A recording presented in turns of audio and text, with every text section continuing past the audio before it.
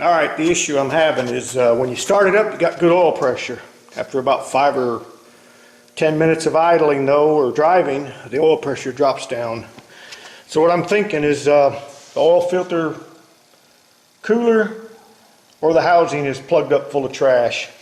So I'm going to go ahead and pull the intake off, take that housing off, and see what kind of trash we got inside of it. I already got part of it off. I got the fuel rail, upper radiator hose tube off, fixing to take the injectors or the intake manifold bolts out, but just kind of tip it up out of the way. I'm not going to take everything off, and then we'll go ahead and see what's up with that housing.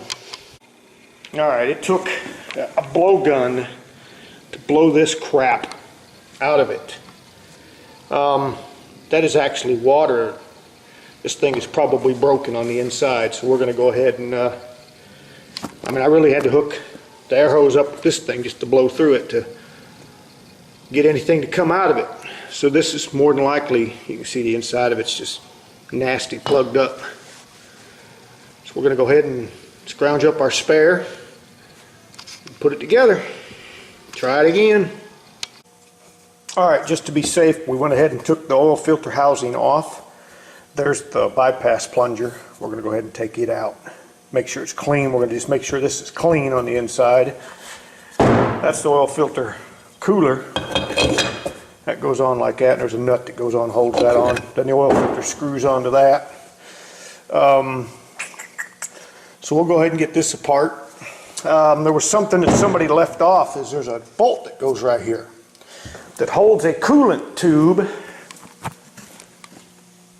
You can see the bolt goes right there, and it holds this tube in the back of the water pump.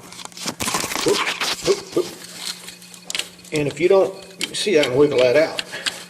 There's an O-ring in the back of this housing. You need to make sure that bolt is in the top of that oil filter housing to keep the tube from accidentally popping out. So we'll have to fix that before we continue on. Yeah, there's the plunger, the spring, and the nut with the gasket on. It's like a drain plug. We'll go ahead and get that cleaned out. I don't see any trash in there. This is actually pretty clean on the inside. I wouldn't be surprised if this wasn't actually new when they put this car together. But the oil cooler was bad. It was leaking coolant into the oil. Alright, there's the housing cleaned up. Got the plunger put back in. This is all cleaned out. We made sure there's nothing in there, no debris. It's actually the plunger right there. Okay? Made sure everything is clear.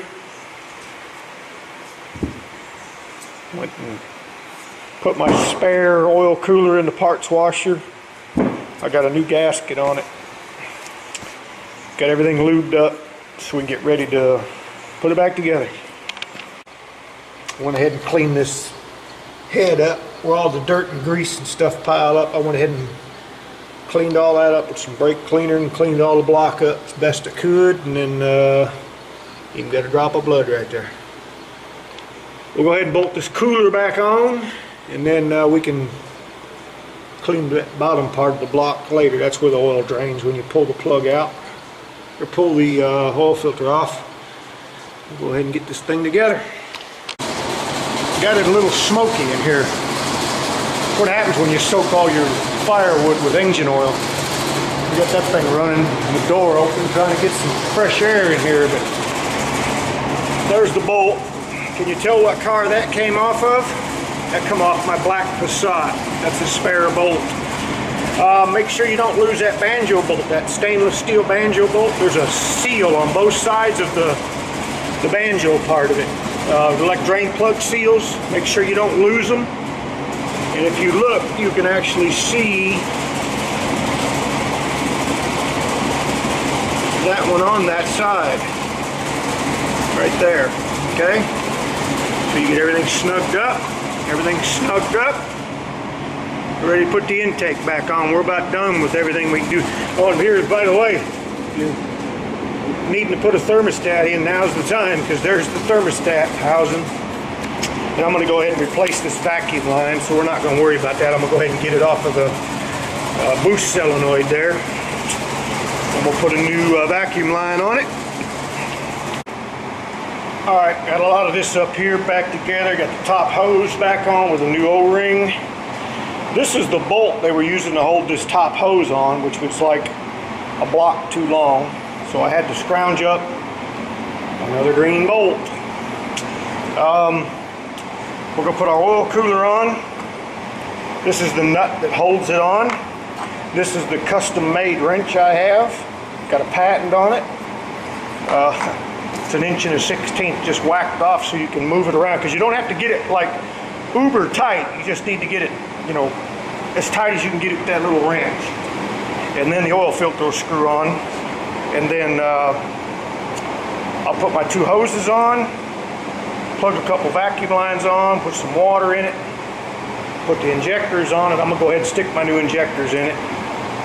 And then we'll see what it does then. All right, we're gonna try it again, see what kind of oil pressure we get. See if we can get this thing shut up a little bit.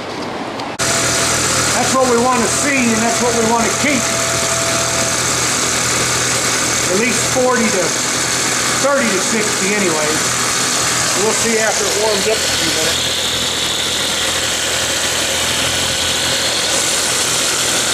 See what it does here. Get to the time. 8:52.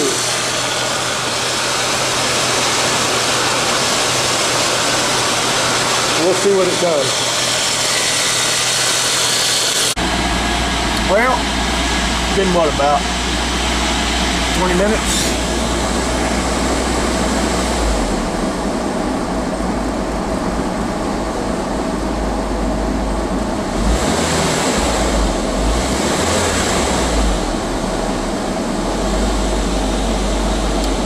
That's not real good oil pressure. Started out at 60 and it's just slowly going down.